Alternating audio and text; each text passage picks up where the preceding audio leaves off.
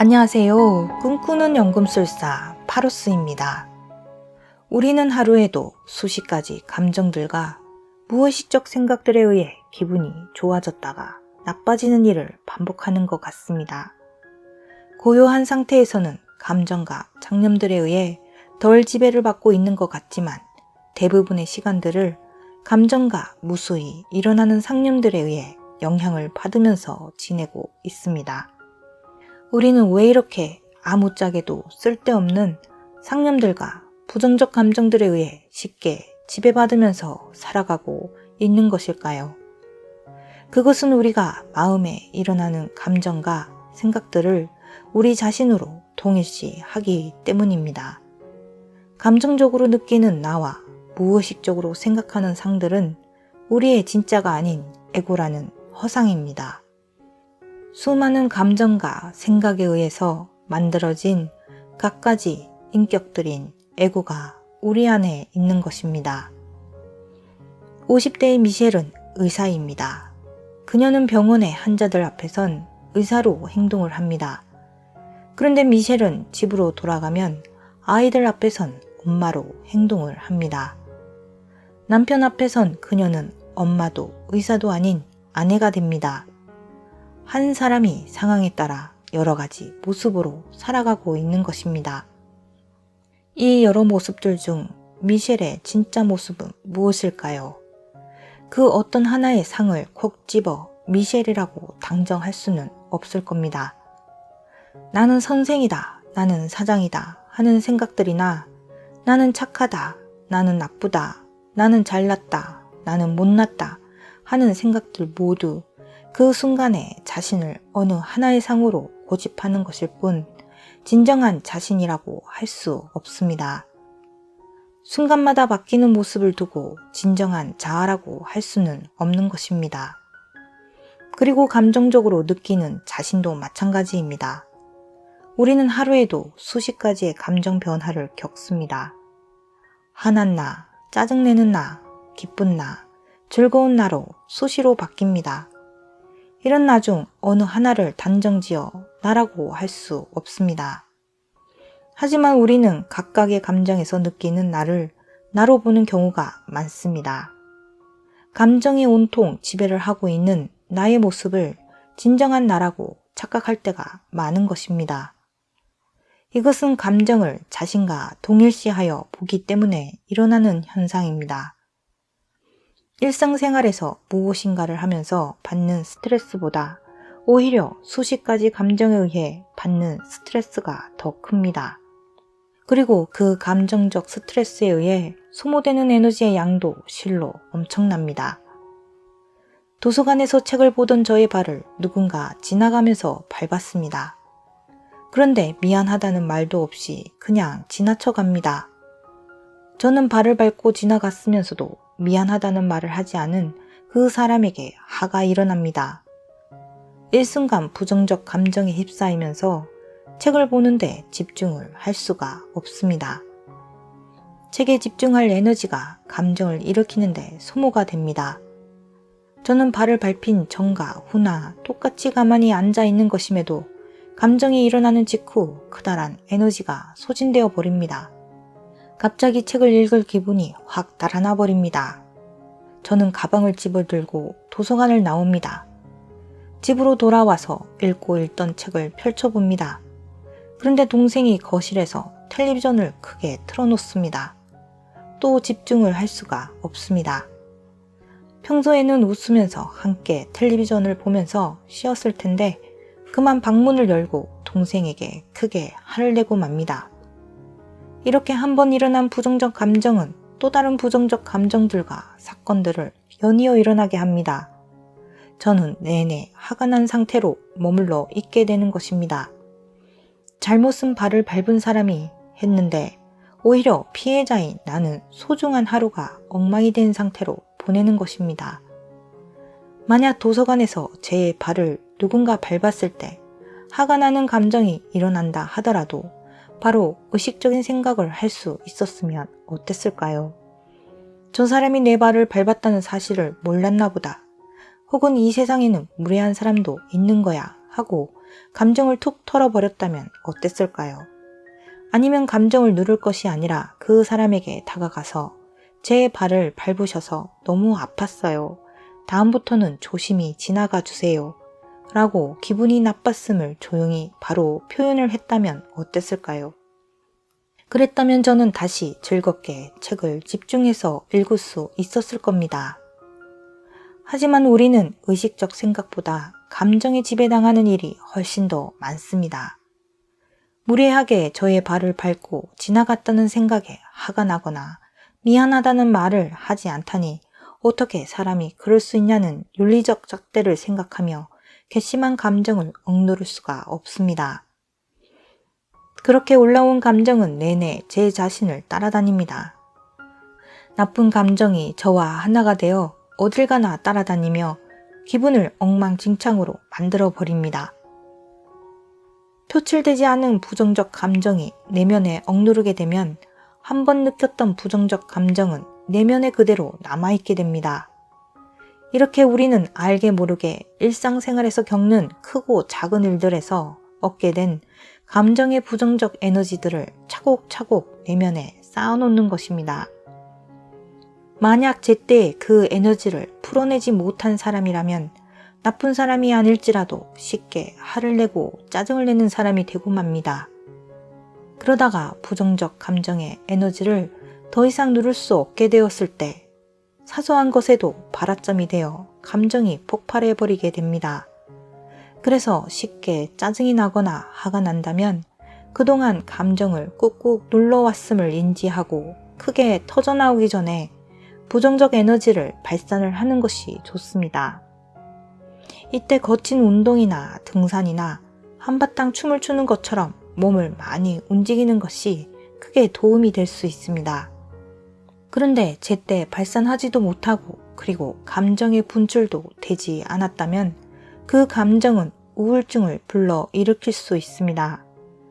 크다란 먹구름이 내면에 가득 차 있는 것이나 마찬가지입니다. 이것은 감정의 폭발만큼이나 좋지가 못하거나 오히려 더 안 좋을 수가 있습니다.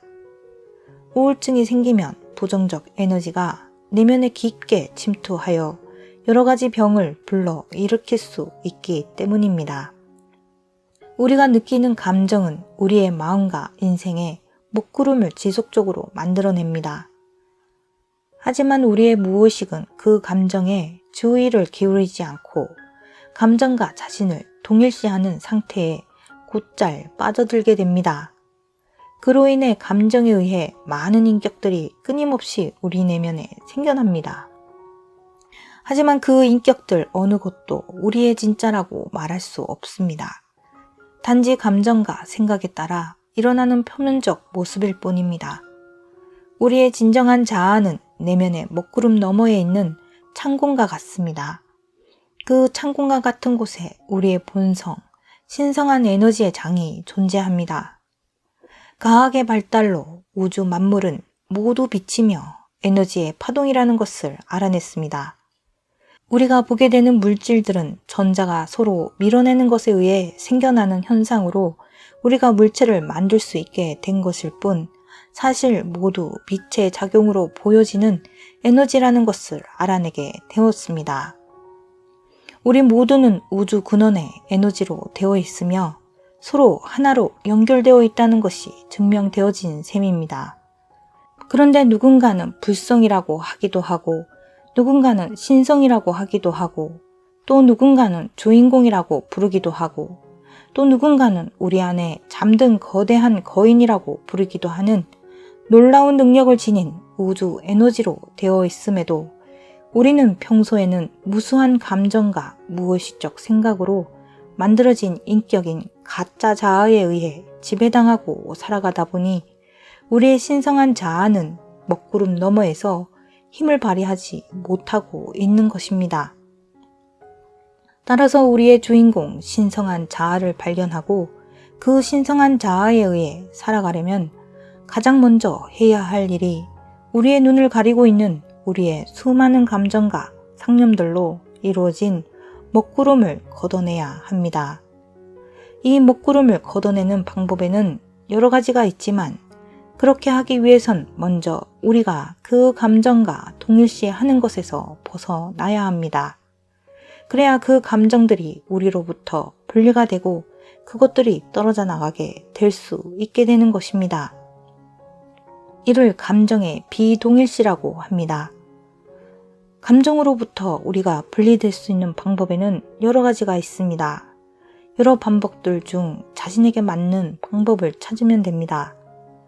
우리의 신성한 자아로 가는 길은 여러 길이 있으며 그리고 그 문을 여는 열쇠도 수십 가지가 됩니다. 여러 열쇠 중 자신에게 열리는 열쇠를 찾으면 되는 것입니다. 그래도 감정으로부터 분리되는 방법으로 가장 잘 알려져 있는 것이 바로 관찰자 입장으로 자신의 감정을 바라보는 것입니다.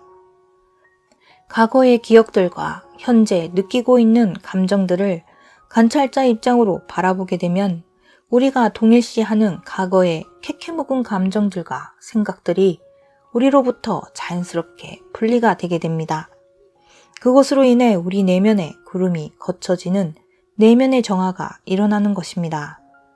그러면서 차츰 밝게 빛나고 있는 저 너머의 우리의 진정한 자아를 만날 수 있게 되는 것입니다. 오쇼는 비밀의 서에서 다음과 같은 방법을 소개하고 있습니다. 그대는 그대의 과거를 기억하고 있다. 일어난 어떤 일도 그대의 어린 시절, 그대의 연애 사건들, 그대의 아버지 또는 어머니의 죽음, 어느 것이나 그것을 바라보라.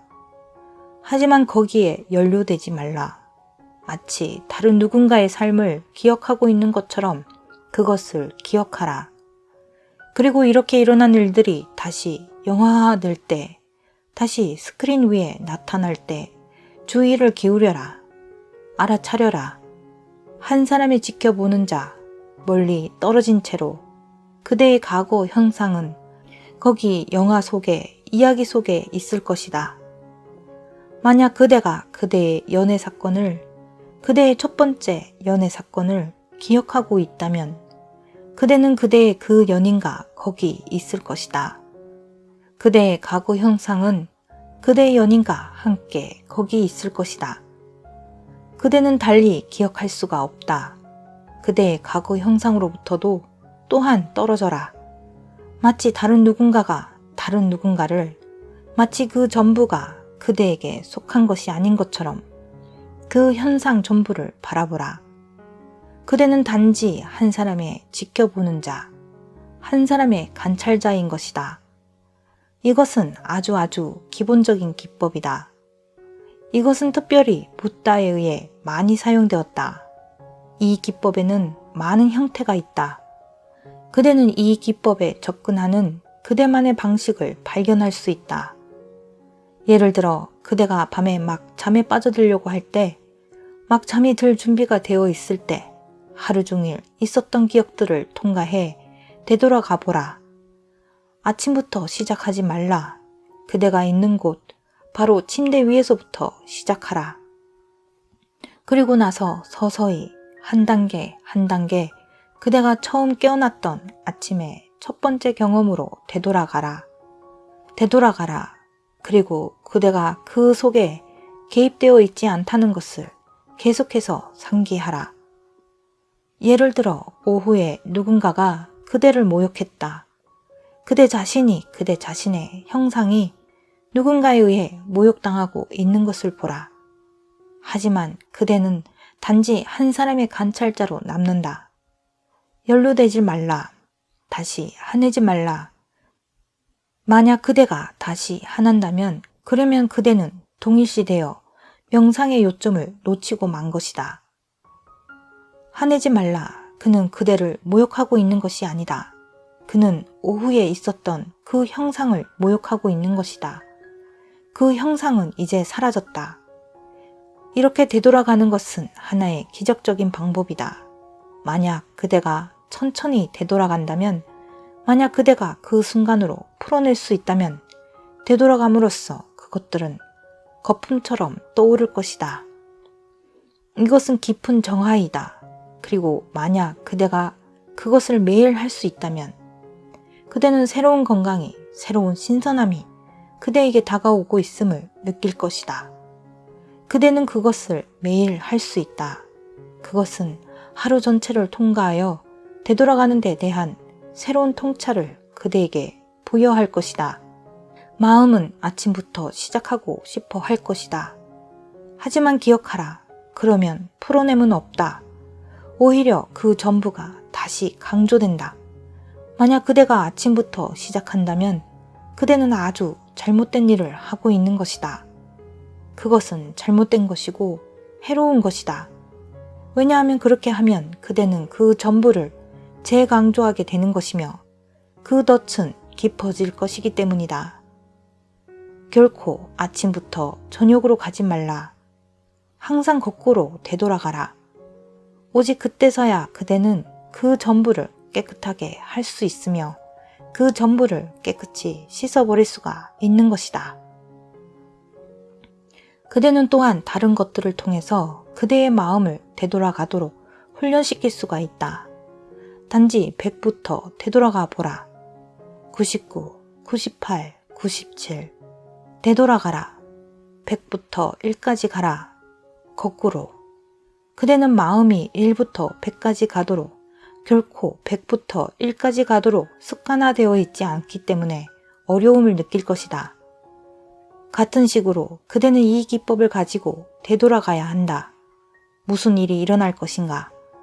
뒤로 되돌아가면서 마음을 풀어내면서 그대는 한 사람의 지켜보는 자이다. 그대는 그대에게 일어난 일들을 보고 있다. 하지만 지금 그 일들은 그대에게 일어나고 있지 않고 있다.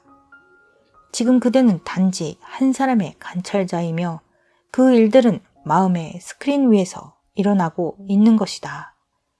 이것을 매일 하다 보면 갑자기 어느 날 그대는 시장에서 그대의 사무실 또는 어느 곳에서 일을 하고 있는 동안에 그대가 바로 지금 일어나고 있는 사건들에 대해 지켜보는 자가 될 수 있다는 사실을 하루 내내 각성하게 될 것이다.